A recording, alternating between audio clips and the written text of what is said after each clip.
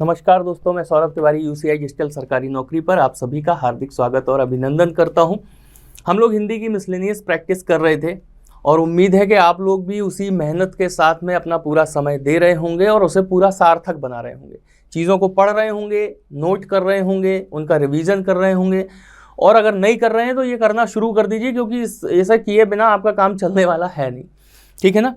तो कोई ज़्यादा बात नहीं करते हैं, वही रेगुलर के चैनल को सब्सक्राइब करिएगा, वीडियो को लाइक करिए, शेयर करिए अपने दोस्तों के पास तक और कमेंट करके बताइए कि वीडियो आपको कैसे लग रहे हैं। तो आज का पहला क्वेश्चन हमारे सामने है। आप देख सकते हैं कि सब कोई लिखा हुआ है कि सब कोई सर्वनाम के किस प्रकार का उदाहरण है। अब आप इसमें चार ऑप्शन देखेंगे। आप कहेंगे सर आपने निश्चयवाचक बताया है, अनिश्चयवाचक बताया है, निजवाचक बताया है और ये तीनों हम जानते हैं, और लेकिन हमें इन तीनों में से कोई भी नहीं लग रहा, संयुक्त हमने पढ़ा नहीं है। तो फिर क्या होगा? इसका आंसर आपके दिमाग में ये चीज़ आ रही होगी। ठीक है, हमने आपसे पहले ही कहा था कि हमारे एमसीक्यू सेशन जो है बहुत ही इंपॉर्टेंट रहने वाले हैं, क्योंकि जो चीज़ें छोटी छोटी हम वहाँ पर रेगुलर क्लास में छोड़ते जा रहे हैं वो यहाँ पर हम एमसीक्यू के माध्यम से आपको कवर करवाएंगे और ये आपकी जिम्मेदारी है कि आप उन्हें नोट डाउन करते चलिएगा, अपने नोट्स में शामिल करते चलिएगा। ठीक है, तो ये देखिए कि सब कोई सर्वनाम के किस प्रकार का उदाहरण है। तो आप सबसे पहले ये समझ लो कि ये है संयुक्त सर्वनाम। इसका आंसर होगा संयुक्त सर्वनाम। ठीक, अब आपको हमने 6 प्रकार के सर्वनाम बताए हैं, उनमें संयुक्त सर्वनाम हमने नहीं बताया है, लेकिन ये एक ट्रेंड में चलने वाला सर्वनाम है। इस पर आधारित क्वेश्चन हमारे पूछे जाते हैं पेपर में। और संयुक्त सर्वनाम होता क्या है? ऐसे सर्वनाम शब्द हैं जो अन्य सर्वनाम शब्दों के साथ में या संज्ञा शब्दों के साथ में लगकर एक अपना नया सर्वनाम तैयार करते हैं, संयुक्त होकर सर्वनाम तैयार करते हैं, वो संयुक्त सर्वनाम कहलाते हैं। जैसे मान लो सब कोई है, हर कोई है, कोई ना कोई। ठीक है ना? इस तरीके के जो शब्द होते हैं वो क्या कहलाते हैं? संयुक्त सर्वनाम कहलाते हैं। आपको नोट क्या करना है कि ऐसे सर्वनाम शब्द जो संज्ञा या सर्वनाम शब्दों की सहायता से तैयार होते हैं वो संयुक्त सर्वनाम कहलाते हैं। ठीक है ना? तो इस प्रकार के उदाहरण हो जाएंगे। जैसे इसमें उदाहरण आपको दिया गया है सब कोई, ऐसे ही एक उदाहरण हो सकता है हर कोई, कोई ना कोई। ठीक है ना? इस प्रकार के आप नोट कर सकते हैं। आगे देखते हैं, आप भला तो जग भला वाक्य में रेखांकित शब्द यानी कि आप कौन सा सर्वनाम है? क्वेश्चन इसने आसान कर दिया यहां पर। ठीक है ना? कि आप भला तो जग भला, यहां पे आपका मतलब क्या निकल रहा है? एक क्वेश्चन हम किसी से पूछ सकते थे कि आप कहां रहते हो, तो इसका मतलब क्या हुआ कि वो क्वेश्चन हम किसी व्यक्ति से पूछ रहे हैं। और इसमें लिखा है आप भला तो जग भला, यानी कि अगर आप भले हैं तो पूरी दुनिया भली है आपके लिए, अगर आप अच्छे हैं तो पूरी दुनिया अच्छी है, अगर आप खराब हैं तो पूरी दुनिया खराब है। यानी कि यहां पर किसका बोध हो रहा है? निजता का बोध हो रहा है, निजत्व का बोध हो रहा है। ठीक है ना? यानी कि अपने लिए बात कही जा रही है कि अगर आप भले हैं तो पूरी दुनिया भली है। यहां पर निजत्व का बोध हो रहा है, यानी कि यहां पर कौन सा सर्वनाम हो जाएगा? हमारा निजवाचक सर्वनाम यहां पर हो जाएगा। क्लियर है? चलिए आगे बढ़ते हैं, अगला क्वेश्चन देख लेते हैं। संस्कृत से हिंदी में प्रयुक्त मूल शब्द से वर्तमान स्थायी तद्भव रूप तक पहुंचने के मध्य में संस्कृत के अशुद्ध या टूटे फूटे स्वरूप में प्रयुक्त होने वाले शब्द क्या कहलाते हैं? बात आई ना समझ में? क्या कह रहा है कि एक शुद्ध शब्द होता है जिसे हम बोलते क्या है? तत्सम। ठीक है ना? और एक बिल्कुल अशुद्ध शब्द होता है जिसे हम क्या बोलते हैं? तद्भव। ठीक है ना? तत्सम का बिगड़ा हुआ रूप है तद्भव। अब हम तत्सम से हमने चलना शुरू किया, किसी शब्द को लेके, और वो शब्द यहां पर आकर थोड़ी देर के लिए रुक गया और अपने गलत रूप में प्रचारित हो गया। फिर उसके बाद ये आगे बढ़ा, ठीक है ना, और ये पूरी तरीके से बिगड़ गया, फिर ये अपने तद्भव रूप में आ गया। तो इस जगह की बात हो रही है कि यहां पर जो शब्द तत्सम और तद्भव की प्रक्रिया के बीच में जो शब्द रहा अपने बिगड़े हुए स्वरूप में, उसे क्या कहते हैं? यह पूछ रहा है। क्वेश्चन का मतलब आप समझ गए होंगे। ठीक है ना? तो इसे हम क्या बोलते हैं? इसे हम बोलते हैं अर्ध तत्सम। अर्ध तत्सम। क्लियर? यह हो गया हमारा आंसर क्या? अर्ध तत्सम। इसका एक उदाहरण देख लीजिए। जैसे एक शब्द बहुत ही प्रचलित है बच्चा। ठीक है ना? तो बच्चा हो गया तद्भव, तो बच्चा का तत्सम क्या हो जाएगा? बच्चा का तत्सम हो जाएगा वत्स। ठीक, बच्चा का तत्सम हो गया वत्स। लेकिन जब वत्स पहले आया और वत्स से इसका रूप बिगड़ना शुरू हुआ तो इस जगह पर आकर ये बीच में क्या चलता रहा? बच्छा, बच्छा के रूप में चलता रहा। ठीक है ना, तो ये क्या शब्द है? ये अर्ध तत्सम शब्द है, अर्ध तत्सम। फिर बच्छा से ये फिर आगे बढ़ना शुरू हुआ और बिगड़ना शुरू हुआ और बिगड़ना शुरू हुआ, तब जाके ये बना बच्चा, जो कि आज प्रचलित है हमारा। बात आई ना समझ में?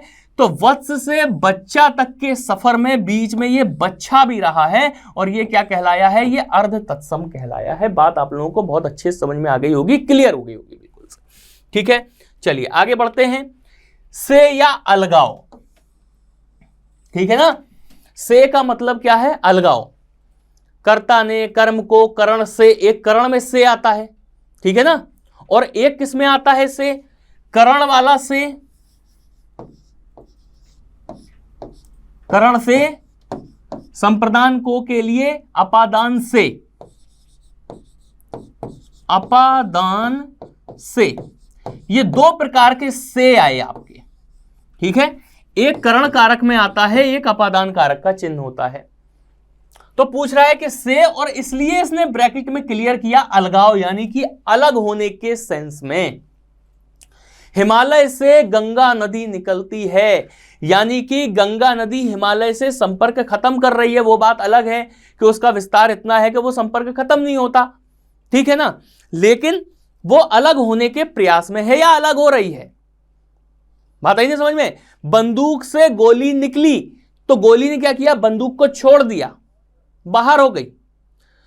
वृक्ष से फल गिरता है तो फल क्या हुआ? वृक्ष से अलग हो गया। यानी कि अलग होने वाली स्थिति में जब दो चीजों का संपर्क समाप्त हो रहा हो, ऐसी कंडीशन में कौन सा कारक होता है?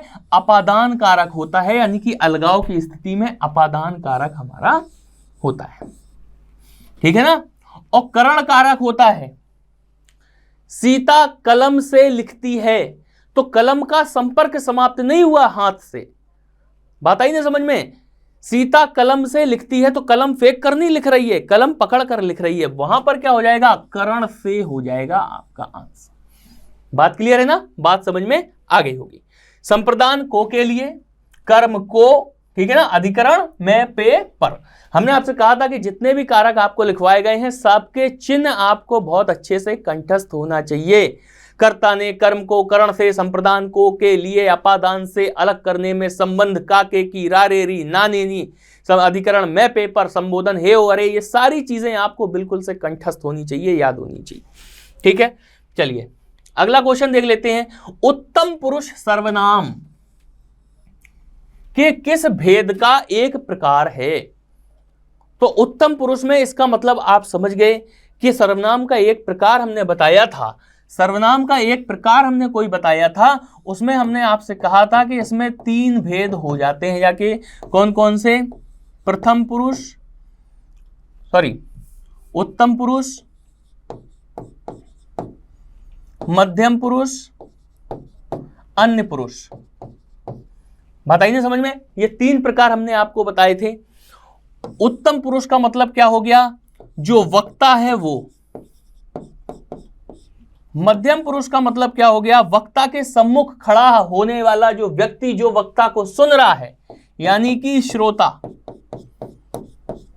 ठीक है ना, वो हो गया। और अन्य पुरुष कौन हो गया? जिसके विषय में बात हो रही है, जिसके विषय में बात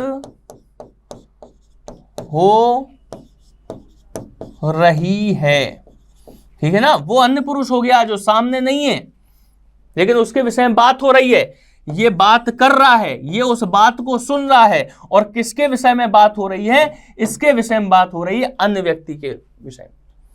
तो ये तीनों क्या हो गए? तीनों क्या हो गए? ये पुरुष हो गए, तीनों ये पुरुष हो गए। पुरुष का मतलब कोई व्यक्ति हो गए, मानव हो गए, उनके विषय में बात हो रही। यानी कि ये तीनों किस प्रकार के उदाहरण है? किस सर्वनाम के किस प्रकार के भेद हैं? ये पुरुषवाचक सर्वनाम के ये भेद हैं। बताइए समझ में? हमें पता है सर्वनाम 6 प्रकार के होते हैं, उनमें से जो पुरुषवाचक सर्वनाम है उसके ये 3 भेद होते हैं, उत्तम पुरुष, मध्यम पुरुष और अन्य पुरुष। क्लियर? बात समझ में आ गई होगी। जिन शब्दों का प्रयोग वाक्य को श्रव्य, भावार्थ और बल प्रदान करने के लिए होता है, बहुत अच्छे से समझिएगा, श्रव्य, भावार्थ और बल प्रदान करने के लिए होता है, लेकिन वो वाक्य के अंग नहीं होते, क्या कहलाते? कितने अच्छे शब्द का इस्तेमाल किया यहां पर। आप हिंदी पढ़ रहे हैं और हिंदी भी अगर आप कहीं पर खड़े होकर बहुत अच्छे से अगर बोलेंगे तो वो भी बहुत प्रभावशाली होती है। माना कि अंग्रेजी ने आज हमारे पूरे मन मस्तिष्क को पूरी तरीके से जकड़ के रखा हुआ है, लेकिन अगर आप किसी सभ्य समाज के अंदर खड़े होकर हिंदी के अच्छे शब्दों का प्रयोग करेंगे, अलंकारिक भाषा का प्रयोग करेंगे, तर्कपूर्ण ढंग से अगर अपनी बात को रखना चाहते हैं और अगर आप हिंदी में बोलेंगे तो निसंदेह वो बहुत ही प्रभावशाली रहेगी। तो ऐसे ऐसे जो शब्द आते हैं इन्हें थोड़ा सा आत्मसात भी करते चलिए। केवल ये सोच के ना पढ़िए कि परीक्षा में एक पेपर आएगा और उसमें क्वेश्चन आएगा और उस क्वेश्चन को हम सही कर देंगे, हमें एक नंबर मिल जाएगा और उसके बाद हमें नौकरी मिल जाएगी। हर चीज को हमें धनोपार्जन का माध्यम लेकर नहीं चलना चाहिए। हमारे वरिष्ठ साहित्यकारों ने एक बात ये कही है कि अंग्रेजी व्यापार की भाषा है और हिंदी प्यार की भाषा है। तब सुनिएगा कि श्रव्य भावार्थ यानी कि सुनने में भावार्थ एकदम स्पष्ट हो जाए, एकदम क्लियर हो जाए कि आखिर कहने वाला कहना क्या चाह रहा है, उसका भाव भी क्या है उस बात को कहने में, ठीक है ना, उसका भाव भी क्या है इस बात को कहने में। मैं ठीक अभी आया, दो चीजें हो सकती हैं, मैं अभी आया और मैं ठीक अभी आया। ये दो वाक्य हमने लिख दिए, दोनों का मतलब एक ही है। मैं अभी आया, मैं ठीक अभी आया, दोनों का मतलब एक ही है, लेकिन हमने इसमें क्या किया, एक शब्द बढ़ा दिया, ठीक। ठीक हमने एक शब्द बढ़ा दिया। इस शब्द को बढ़ाने का उद्देश्य क्या है? इस शब्द को बढ़ाने का उद्देश्य यह है कि हम जिससे हम ये बात कह रहे हैं कि मैं अभी आया, मैं उसे ये बहुत स्पष्ट तरीके से ये समझा सकूं कि मैं अभी आया का मतलब जल्दी से जल्दी अभी आया हूं, ठीक अभी आया हूं, मतलब आता ही जा रहा हूं, ठीक है ना। तो ये चीज है कि अपनी बात को बल प्रदान करने के लिए कि जो हम कहना चाह रहे हैं उसे और स्पष्ट ढंग से कह सकें, उसके लिए हमें कुछ निरर्थक इस प्रकार के शब्दों का प्रयोग करना होता है जिनकी कोई आवश्यकता नहीं है। वहां पर अगर हम ये कह देते कि मैं अभी आया हूं या मैं अभी आया, बात तब भी हो जाती कि अभी आया हूं तो अभी आया हूं, लेकिन हम और मजबूती से यह बात बताना चाह रहे हैं कि अभी आया हूं का मतलब जो आप अभी में जो आप थोड़ा बहुत मार्जिन लेके चल रहे हैं ना, वो भी लेके मत चलो। मैं ठीक अभी आया हूं मतलब हमें क्षण भर भी नहीं हुआ आए हुए। बात आई नहीं समझ में? तो हम अपनी बात को और प्रभावशाली ढंग से और पूरा बल प्रदान करके हम कहना चाह रहे हैं, तो उस चीज को कहने के लिए कुछ हमें अनावश्यक शब्दों का जो प्रयोग करना पड़ता है, वो अनावश्यक शब्द क्या कहलाते हैं? वो अनावश्यक शब्द कहलाते हैं आपके निपात कहलाते हैं, निपात। कई बार आपसे परीक्षा में प्रश्न पूछा जाता है, ठीक है ना, कि जो ऐसे शब्द जो अपनी बात को बल प्रदान करने के लिए, श्रव्य भावार्थ को स्पष्ट करने के लिए अनावश्यक रूप से हम प्रयोग कर लेते हैं अपनी आवश्यकता को महसूस करते हुए, वो शब्द क्या कहलाते हैं? वो निपात कहलाते हैं। निपात हमने अभी आपको नहीं बताया, आप इन्हें नोट कर सकते, ठीक है। चलिए आगे बढ़ते हैं। उच्चारण की दृष्टि से संबल ध्वनि का कौन सा वर्गीकरण है? संबल ध्वनि का कौन सा वर्गीकरण है? आप कहोगे कि सर ये सारे ऑप्शन हमें नए लग रहे हैं और ये चीज अभी हमें रेगुलर नोट्स में नहीं पढ़ाई गई। तो इसीलिए नहीं पढ़ाई गई क्योंकि इसी क्वेश्चन के साथ में ये वाला टॉपिक हम यहीं पे खत्म कर देंगे, 1 मिनट, 1.5 मिनट या 2 मिनट में।